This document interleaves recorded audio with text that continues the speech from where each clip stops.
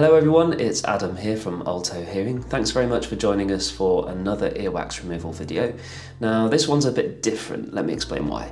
You're probably used to seeing lots of earwax removal videos online performed using microsuction. That's a small vacuum that's used to try and pull earwax out of the ear canal whilst we monitor what's happening using the endoscope. For today's video, we're going to show you an example of another method we use called irrigation. Now for this we use a piece of kit called the EARIGATOR.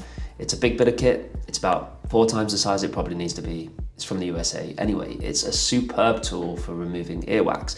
And when we use this, it tends to be because there's either really soft earwax that's just going to be difficult to get with microsuction, or if we need help getting in behind a large piece of wax that we've tried microsuction with and not had any success. That's the case with this one.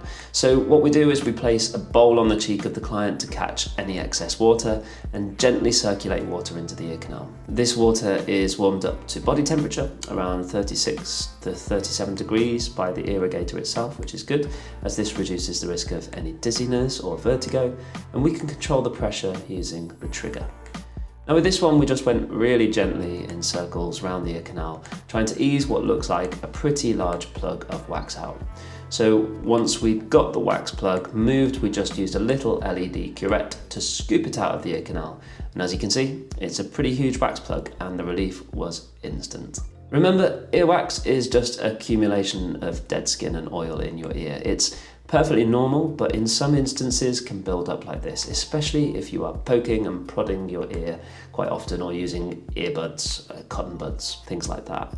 Earwax is designed to come out naturally. It's like a conveyor belt mechanism, and if you start interfering with this, it will end up with this kind of thing where you get a pretty decent plug built up. Anyway, if you enjoyed watching this video, please give it a like and subscribe to our channel for more audiology based content. See you soon.